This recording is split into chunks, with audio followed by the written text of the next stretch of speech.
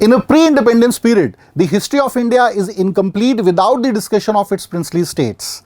So many of them are unsung or less recognized, and many of them are located in the Himalayan region. So, whenever we are discussing about the princely states of Himalayan region, majorly two names came in a mind. First is the Kangra Hill states, and the second one is the Shimla Hill states. So today we are going to discuss about the most prominent princely state of Shimla Hill state.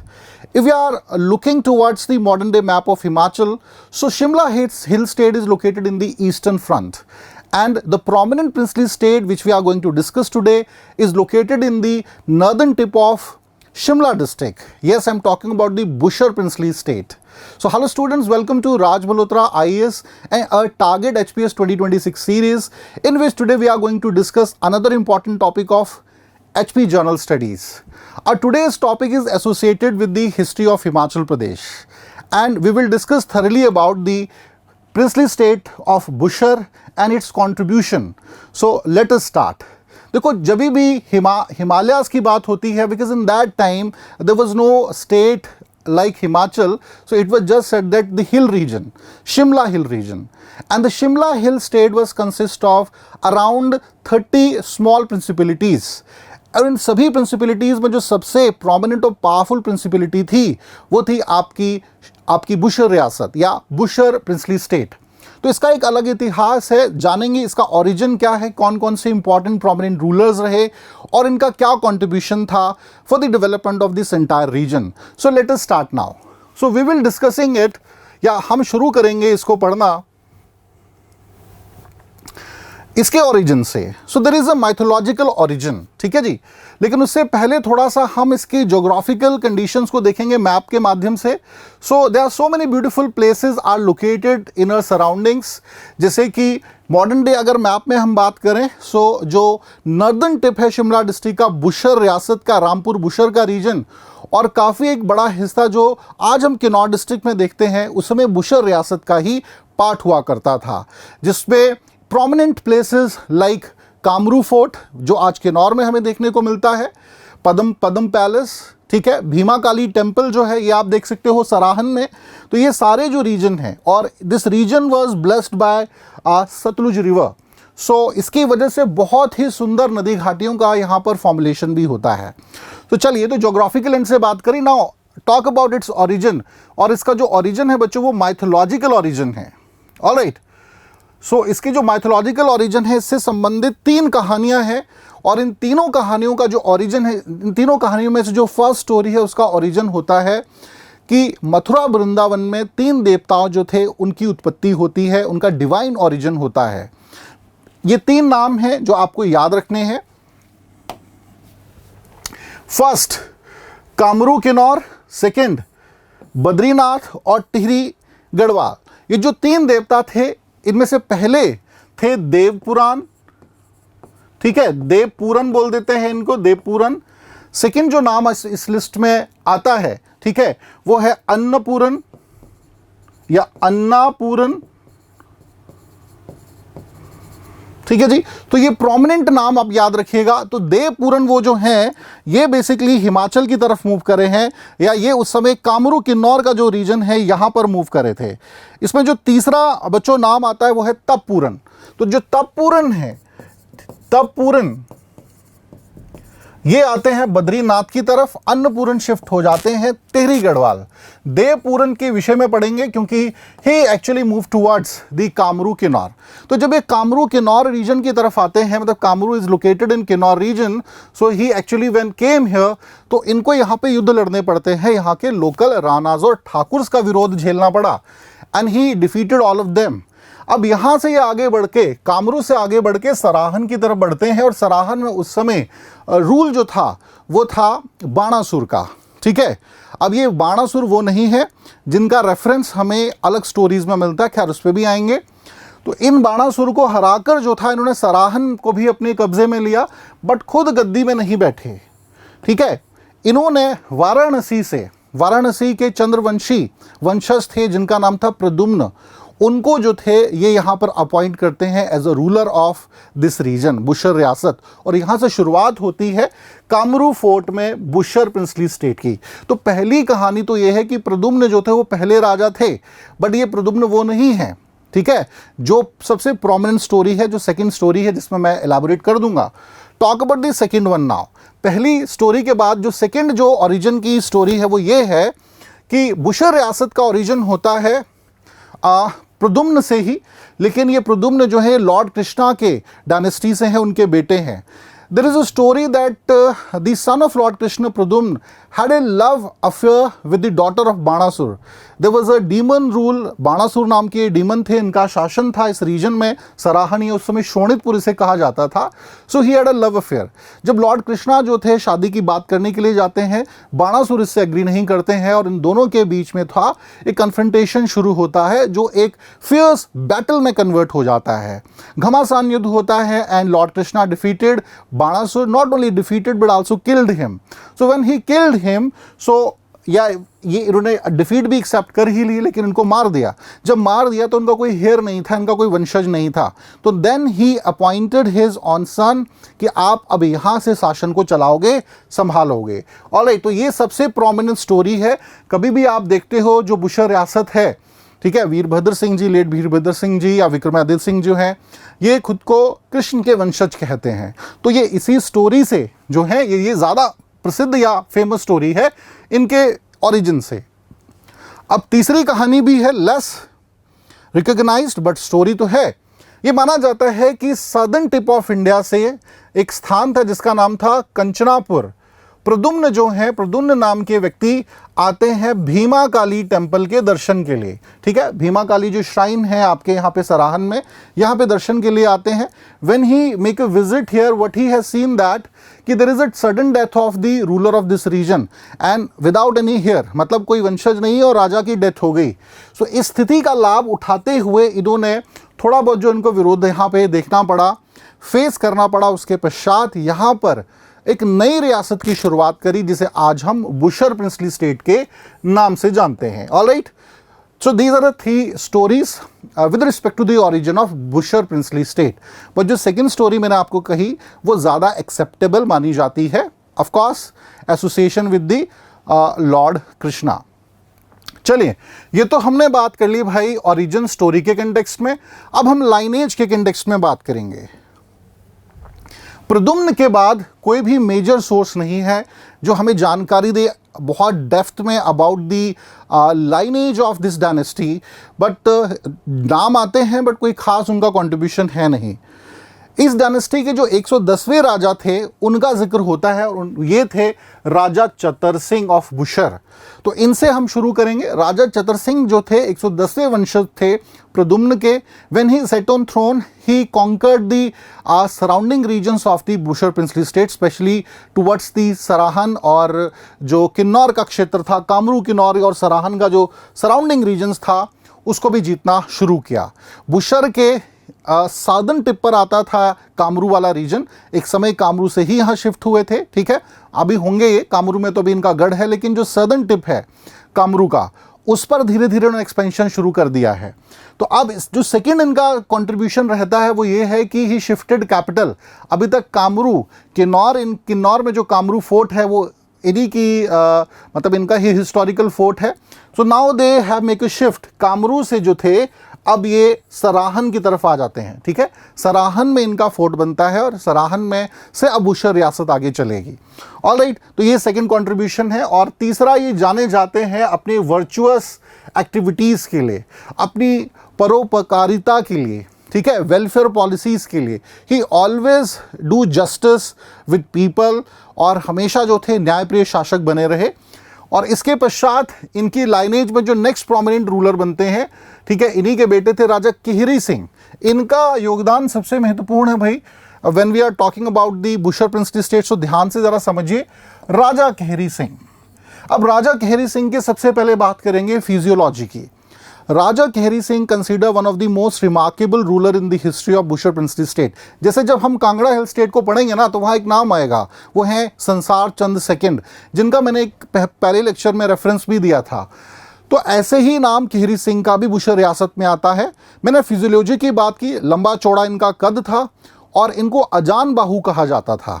अब पूरे इतिहास में मैथोलॉजिकली भी एक ही व्यक्ति और मिले हैं जिन्हें अजान बाहु कहा जाता था और वो थे लॉर्ड श्री रामा। अब ये अजान बाहु होता क्या है? ऐसा व्यक्ति जिसके हाथ जो हैं घुटनों तक पहुंचते हों उसे अजान बाहु कहा जाता है। और इसीलिए माना जाता है कि लॉर्ड जो रामा थे वो धनुर्विद्या में महारत हासिल करे हुए थे और उनके जो एरोज थे बहुत दूर दूर तक जाते थे, बिकॉज रीच बढ़ती है। ठीक है, खैर इनसे संबंधित हम और इम्पॉर्टेंट एस्पेक्ट्स पे बात करेंगे। तो सबसे पहले तो हमने बात कर ली दैट अजान बाहु इनको कहा जाता था। और एक बड़ी स्टोरी इनके समय काल की है that he make a visit to the darbar of Aurangzeb. Mughal ruler Aurangzeb के एक कंटेम्प्रेरी थे, उनके दरबार में इनवाइटेड थे, वहाँ पर जाते हैं और ज़्यादातर वहाँ पे जो भी रूलर्स इकट्ठे हुए थे ना, उनके सर पे छत्र था, ठीक है, जो कि सिंबल होता है रॉयल्टी का। तो कहीं ना कहीं जो हमारे केहरी सिंह थे, ही वॉज फीलिंग कि भाई मैं ऐसे ही खड़ा हूँ, है ना, तो लोग जो बाकी शासक वो भी इनको शायद पुअर समझ रहे होंगे। सो ही जस्ट अब माता को, भीमा काली जो उनकी गॉडेस है, उनको याद किया और कहा कि मुझे इस बेइज्जती से जो है बचाइए। तभी सडनली एक मेरिकुलस एक्टिविटी होती है और एक बादल जो था, क्लाउड जो था, वो इनके सर पे आके खड़ा हो जाता है। जहाँ जहाँ ये जाएं वो बादल भी उनके सर पर जाए। तो जब इस घटना के विषय में औरंगजेब को पता चला, वो बड़े अचंभित हुए और पूछा, तो उन्होंने कहा कि ये छत्र के तौर पे मेरे सर पे जो है आके खड़ा हो गया है और ये ब्लेसिंग्स हैं हमारी गॉडेस की। तो इस घटना के पश्चात औरंगजेब ने इनको छत्रपति का टाइटल दिया। और एग्जाम में बहुत बार यहाँ से पूछा जाता है कि बुशर रियासत के वो कौन से शासक हैं जिसे छत्रपति का टाइटल दिया, ये किसने दिया? तो अब आपको क्लैरिटी हो गई। इसके बाद इनका जो कंट्रीब्यूशन है वो बेसिकली लद्दाख और तिब्बत के कंटेक्स्ट में बड़ा इंपॉर्टेंट है। एक बात तो आपको क्लियर होगी that he had a very fine relation with the Mughals. Alright, Mughals के साथ इनके अच्छे संबंध थे। एक घटना और घटित होती है और वो था तिब्बत और लद्दाख के बीच में युद्ध। ठीक है जी। So there was a commander Guldan Chen, Tibet commander Guldan Chen, जिससे ये मिलते हैं और एक ट्रीटी यहाँ पर ये इनके साथ साइन कर लेते हैं। पहले इनका भी इशू था तिब्बत के साथ, डिस्प्यूट्स थे, बट उनको रिजॉल्व किया। और अब एक घमासान युद्ध होता है इस रीजन में, लद्दाख और तिब्बत के बीच। 1681 में ये कॉन्फ्लिक्ट होता है। एंड नाउ बहुत ही डिप्लोमेटिक इंपॉर्टेंट रोल यहाँ पर केहरी सिंह प्ले कर रहे हैं। ही decided took the side of Tibet ruler. ठीक है, लद्दाख थोड़ा डिस्टेंस में है, तिब्बत उनके साथ बाउंड्री शेयर कर रहा है। तो उन्होंने ये कहा कि हम तिब्बत की सहायता करेंगे लद्दाख के अगेंस्ट, और मुगल्स को भी एग्री करा हेल्प करने में। नाउ इससे हुआ क्या, लद्दाख को हरा दिया, पीछे खदेड़ दिया और इनकी बहुत अच्छे रिलेशन बन गए तिब्बत के साथ। तिब्बत ने इनको खुश होकर हांगरंग का जो रीजन है, आज के नॉर्थ में हांगरंग वैली हम देखते हैं ना, it was gifted by Tibet to Raja Kehri Singh. Alright, और आप देखिए कि ईस्टर्न फ्रंट का जो बाउंड्री है वहाँ पर हमने एक एनिमी नहीं, फॉरेन एनिमी नहीं, बल्कि एक फ्रेंड को क्रिएट कर लिया। और साथ ही साथ बहुत सी ट्रेड ट्रीटीज़ भी साइन करी, जिसको हम आगे डिटेल में पढ़ेंगे। और उसके उपलक्ष्य पे ही लवी फेस्टिवल भी सेलिब्रेट किया जाता है और यहाँ से लवी फेस्टिवल की भी शुरुआत हुई। Alright, so these all activities happen during his period. So this treaty was signed. उस समय के जो 17th सेंचुरी के तिब्बत के दलाई लामा थे, उनके साथ एक ट्रीटी, इन्होंने ट्रेड ट्रीटी साइन करी थी। और उसके पश्चात भी आप देखोगे तिब्बत के साथ हमेशा ही अच्छे संबंध रहे बुशर रियासत के। तो ये कंट्रीब्यूशन जाएगा आगे, जब कंट्रीब्यूशंस पढ़ेंगे आप मेंशन कर सकते हैं इस बात को। नेक्स्ट रूलर की बात करेंगे केहरी सिंह के बाद, राजा राम सिंह। नेक्स्ट रूलर जो है वो है राजा राम सिंह। तो जो राजा राम सिंह है, इनका दो ही कंट्रीब्यूशन है। पहला दैट ही शिफ्टेड कैपिटल, अभी तक सराहन कैपिटल है, सराहन से शिफ्ट करके इन्होंने कैपिटल बना लिया अब रामपुर को। अब से जो बुशर को जाना जाएगा वो रामपुर बुशर के नाम से जाना जाएगा। So this contribution is goes to Raja Ram Singh. Second contribution तो नहीं है इनका, इनके समय की ये इवेंट है जो आपको याद रखनी है, एग्जामिनेशन पॉइंट व्यू से इंपॉर्टेंट है। उस समय इनके कंटेम्प्रेरी कुल्लू के राजा थे Vidhi Singh, Raja Vidhi Singh. So he invaded many regions of Bushahr princely state. बहुत सी कोठियाँ जो थी इनको जीत लिया था। 3 नाम आपको याद रखने हैं। पहला है धम्बाल कोठी, कोठी कंडी और तीसरा है बलरामगढ़, जो कि आपके अनेक्स्ट किया था इन्होंने आउटर सिराज रीजन से। सो ये काफ़ी रीजन जो था विधि सिंह ने, राजा विधि सिंह जो कि कुल्लू से थे, इन्होंने इन्हीं के समय काल में अपने अधीन कर लिया था। ठीक है, तो कंट्रीब्यूशन तो नहीं है लेकिन इंपॉर्टेंट घटना इनके समय काल की है। चलिए अब नेक्स्ट हम बात करेंगे राजा उग्रसेन के कंटेक्स्ट में। अब राजा उग्रसेन को हम जानते हैं बुशर और सिरमौर के बीच की जो एनिमिटी थी उसके कंटेक्स्ट में, या उसके संबंध में आगे क्या हुआ। So before Raja Ugrasen there was an enmity between Sirmour and Bushar princely state. Both are the prominent princely states of the Shimla Hill state, but long lasting एक enmity इनके बीच में थी। इस enmity को समाप्त करने में, इस एनिमिटी को खत्म करने में जो था इनका योगदान रहता है। Now Raja Ugrasen got married to the one of the daughter of the Sirmaur rulers. अब इसे जो हॉस्टिलिटी थी इनके रिलेशंस में, वो कहीं ना कहीं हॉस्पिटैलिटी में कन्वर्ट हो गई और संबंध मधुर हो गए। तो एक सिरमौर को भी एक फ्रंट पर उन्होंने अपना अच्छा दोस्त बना लिया। ठीक है, ऑलरेडी आप किन्नौर के साथ तिब्बत रीजन तक अच्छे फ्रेंडली रिलेशन बना है, तभी देखो ना लंबे समय तक अंपायर तभी एग्जिस्ट कर पाते हैं if they have a kind of approach. अगर हमेशा लड़ते रहेंगे अपने पड़ोसियों से तो पड़ोसी को भी तो कभी मौका मिलेगा ना। तो ये कुछ हुआ। अब इनके समय काल में एक बड़ी ही फेटल घटना घटित होती है, and that was the attacks of गुरखास। Kangra hill state से जब खदेड़ दिए गए Gurkha, they move towards the Shimla hill state, और शिमला हिल स्टेट को जीतना है तो भाई बुशर को जीतना पड़ेगा। बुशर में उस समय राजा हैं उग्रसेन, लेकिन unfortunately he passed away and he had son. इनके क्वीन धामी से थी, धामी से जो इनकी क्वीन थी, इनके बेटे थे मोहिंदर सिंह। लेकिन उस समय जो मोहिंदर सिंह थे, ही वॉज माइनर, बच्चे थे अभी। तो अटैक गुरखास करते हैं रानी अपने कुछ सैनिकों के साथ अपनी जान बचाने के लिए। ठीक है, ये मोहिंदर सिंह है भाई, रानी जो है रातों रात जंगलों से होते हुए किन्नौर की तरफ भाग जाती हैं। गुरखा इनके पीछे हैं, because Gurkha aware about the fact that कि जब तक रानी और उनका बेटा जिंदा है तब तक बुशर रियासत पर क्लेम होता रहेगा। ऑलराइट, पीछा किया इन्होंने। ठीक है, और दूसरी तरफ बुशर रियासत ने अंग्रेज़ों की भी हेल्प मांगी। अंग्रेज़ों का भी यहाँ पर जो था एक्सपेंशन हो रहा था। गुरखा सैनिक पीछे लगे रहे, दूसरी तरफ ब्रिटिशर जो हैं गुरखाओं को खदेड़ने में लग गए। लेकिन अब पीछा यहाँ कर रहे हैं, और यहाँ पे एक ब्रिज आता है, सतलुज नदी पे ये बना हुआ ब्रिज है जिसे छोल्टू ब्रिज के नाम से जाना जाता है। जैसे ही रानी अपने बेटे के साथ, अपने कुछ सैनिकों के साथ इस ब्रिज को क्रॉस करते हैं, इनके वजीर इस ब्रिज को तोड़ देते हैं। और इस ब्रिज को तोड़ने की जो घटना है ये स्ट्रैटेजिकली बहुत इंपॉर्टेंट हुई, बिकॉज इसको क्रॉस कर कर आ नहीं पाए दूसरी तरफ गुरखास, जिसकी वजह से जो एक लाइनेज थी, हम कह सकते हैं भाई बुशर रियासत की, वो बची रह गई। ऑलराइट, अब ये क्यों जा रहे हैं किन्नौर की तरफ, बिकॉज किन्नौर में, इफ यू रिमेंबर, शुरुआत किन्नौर के कामरू फोर्ट से हुई थी। सो इनका जो ओल्ड फोर्ट था भाई वहाँ शिफ्ट कर गए मोहिंदर सिंह जी। ठीक है, काफ़ी समय यहाँ बिताया। एंड नाउ दूसरी तरफ, क्योंकि अंग्रेज़ों ने बुशर रियासत की काफ़ी हेल्प करी है रिस्टोर करने में अपनी पावर को, so he signed a treaty and ready to grant सनद्स। ठीक है, तो ये सारी घटनाएं हुई। इसके पश्चात जब बड़े होते हैं मोहिंदर सिंह, रवीनगढ़ और कोटगढ़ का रीजन अपने अधीन किया। ऐसे ही क्योंथल तक जो था बुशर प्रिंसली स्टेट की टेरिटरी को एक्सपेंड करने में इनका रोल रहा। ऑलराइट, तो ये बात कर ली हमने राजा उग्रसेन और मोहिंद्र सिंह के कंटेक्स्ट में। चलिए अब नेक्स्ट हम इंपॉर्टेंट रूलर के कंटेक्स्ट में बात करेंगे, वो है राजा शमशेर सिंह, 1838 से 1914। सेकेंड लास्ट इंपॉर्टेंट रूलर हम कह सकते हैं इस कंटेक्स्ट में। सो ही सेट ऑन थ्रोन इन 1838, लंबा कार्यकाल रहा। हाँ, मतलब गद्दी पे 1850 में बैठे हैं, जन्म इनका 1838 में हुआ था। 1850 में जब ये गद्दी पे बैठे तो इनके पूरे हिस्ट्री को हमें दो पार्ट्स में पढ़ना पड़ेगा। पहला जो इनका टेन्योर रहता है 1850 से 1887 तक। अब इस काल में क्या हुआ, एक घटना घटित होती है, britishers were start interfering in the administrative activities of Bushahr princely states which was highly disliked by Raja Shamsher Singh. इन्होंने वजीर्स अपॉइंट कर दिए। ठीक है, वजीर अपॉइंट कर दिए जो कि पिट्ठू थे अंग्रेज़ों की डायरेक्शंस पे काम कर रहे थे, और ये बात बिल्कुल भी पसंद नहीं थी। इस बात से इतने खफा हुए कि जब 1857 का विद्रोह होता है, Raja Shamsher Singh refuse to help the Britishers.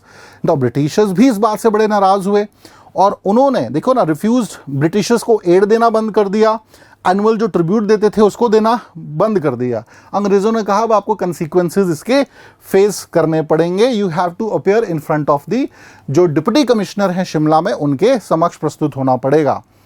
जाते हैं शमशेर सिंह जी, लेकिन बहुत अच्छा वेलकम उनका होता नहीं है, वेट कराया जाता है उनका। इस बात से राजा शमशेर सिंह खफा होते हैं और वापस आ जाते हैं विदाउट मिली, ठीक है, वापस आ गए। इससे अंग्रेज और भड़के और फाइन लगा दिया इन पे।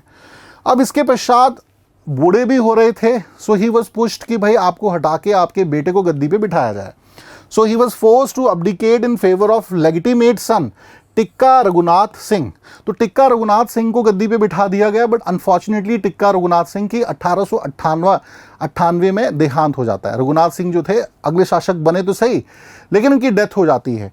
अनफॉर्चुनेटली 1898 में राजा शमशेर सिंह को फिर से गद्दी पे बैठना पड़ा। अब ये बुजुर्ग भी हो चुके हैं, बूढ़े भी हो चुके हैं, और इनको एक बात भी सता रही है कि भाई अगला मेरा वंशज शासक बनेगा कौन, ठीक है। तो इसके उपलक्ष्य में हम आगे थोड़ी सी बात करेंगे। तो अब इनका जो सेकंड टेन्योर रहा वो 1898 से 1914 तक रहता है। की अचीवमेंट्स देखें तो पहला पोस्टल सिस्टम 1895 में इन्होंने स्टार्ट करा था। फर्स्ट पोस्टल स्टैंप जो ड्यूटीज हैं का प्रोविजन इन्होंने स्टार्ट करा। He was also face the succession crisis, क्योंकि इनके बेटे और ग्रैंडसन दोनों की डेथ हो गई थी, ठीक है ना। तो अब इन्होंने कहा कि मैं जो टिहरी गढ़वाल है वहां से जो है सुरेंद्र शाह जी जो गढ़वाल फैमिली से थे, इनको मैं अडॉप्ट कर लूंगा। लेकिन अंग्रेज़ों ने मना कर दिया कि हम किसी और को हेयर जो है एक्सेप्ट नहीं करेंगे। नाउ इनको डर था कि अंग्रेज़ कहीं कब्जा ना ले वहीं बुशर रियासत को, पहले ही ना खुश हैं। ऑलराइट, तो इसके पश्चात इन्होंने जो इलिजिटिमेट चाइल्ड थे जिनका नाम था पदम सिंह जी, इनको गद्दी पे बिठाया जाता है। इनकी मदर के बड़े अच्छे फ्रेंडली रिलेशंस थे ब्रिटिशर्स के साथ भी। अंग्रेज़ों ने भी अपना फ़ायदा देखा और इनको लेजिटिमेट हेयर कंसीडर कर लिया। ऑलराइट, तो इस प्रकार से पदम सिंह जो है, राजा पदम सिंह जी, ये अगले शासक बनते हैं बुशर प्रिंसली स्टेट के। Alright, so next we will discuss about the Raja Padam Singh the next heir. Raja Padam Singh जब गद्दी पे बैठे, that was a period of the national movement, Prajamandal movements. So इनके समय काल में यही घटना होंगी। प्रेशर पड़ रहा है प्रिंसली स्टेट पे कि आप जो है आप भारतीय संघ में मर्ज हो जाइए। क्या एक्टिविटीज़ हुई, let us check it out. तो स्ट्रगल फॉर द मर्जर सबसे पहले भाई हम देखते हैं। अरेस्ट एट लिबरेशन एट गोड़ा नाम की जगह पे अरेस्ट होता है। भीड़ ने विद्रोह कर दिया इनके अगेंस्ट, यहाँ के लोकल्स ने, रॉयल्टी के अगेंस्ट। ऑलराइट, इनके एक वजीर थे जिनका नाम था बलदेव सिंह, दीवान थे, इनको भेजा दबाने के लिए विद्रोह को। लेकिन विद्रोह जो था, रिवोल्ट था, वो बहुत फियर्स था और बैटल होती है यहाँ पे रामपुर में, लेकिन ये हार जाते हैं। मजबूरी में अब जो था इनको हामी भरनी पड़ी। लेकिन इसके साथ साथ 1948 में एक और घटना होती है और वो है सराहन मीटिंग, जिसको मास्टर अनुलाल, फ्रीडम फाइटर्स की एक मीटिंग थी, मास्टर अनुलाल ने जो था इसको ऑर्गेनाइज करवाया था। याद रखिएगा ये किसके समय की घटना है, राजा पद्मदेव के कंटेक्स्ट में ये घटना हुई है। फाइनली इन 1948 इन्होंने एक्सेप्ट कर लिया मर्जर, ठीक है, और उस समय जो नया हिमाचल राज्य बना था उसमें विलय होता है आपके इस रीजन का भी, ठीक है जी। इनके दो बेटे कंसीडर करे जाते हैं, एक का बहुत कम जिक्र है, देवेंद्र सिंह जी, और दूसरे प्रोमिनेंट जो कि पूरे जब भी आप पॉलिटिकल हिस्ट्री पढ़ोगे हिमाचल की तो उसमें एक नाम सबसे ऊपर आता है, वो है राजा वीरभद्र सिंह। सो ये इन्हीं के बेटे थे। ऑलराइट, सो ये कुछ हमने कंट्रीब्यूशन के कंटेक्स्ट में बात करी राजा पदम सिंह के कंटेक्स्ट में जो घटनाएं इनके समय काल में हुई। नाउ एक इंपॉर्टेंट जो मेन का क्वेश्चन यहाँ से आपका बनता है, यहाँ से प्रीलिम्स के काफ़ी क्वेश्चन बनेंगे, बट नाउ एक मेंस का क्वेश्चन भी बनता है, what is the contribution of Bushahr princely state for the development of the entire hill region. So let us discuss it one by one. So the first one is the geopolitical contribution. तो पहला है इसमें expansion and consolidation. देखिए 18th century onwards ही बहुत तेज़ी से expansion of different regions करा, चाहे southern tip of Sarahan and Kamru हो, चाहे सिरमौर के साथ एनिमिटी को ख़त्म करना हो, या ऐसी और भी घटनाएं। इससे क्या हुआ, एक्सपेंशन हुआ और कंसोलिडेशन जो है इस रीजन का बढ़ा।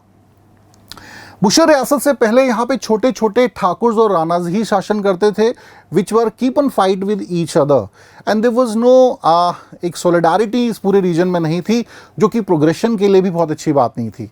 तो बुशर रियासत ने ये चीज़ दी। सेकेंड, 1684 में फ्रेंडली रिलेशन तिब्बत के साथ इस्टेब्लिश होते हैं। इफ़ यू रिमेंबर, मैंने अभी बताया 1681 में तिब्बत लद्दाख वॉर हुआ था, जिसमें राजा केहरी सिंह ने तिब्बत की सहायता करी थी। As a token of respect Hangrang valley मिलती है, और साथ ही साथ एक फ्रेंडली रिलेशन तिब्बत के साथ क्रिएट होते हैं जो कि हमेशा बने रहे।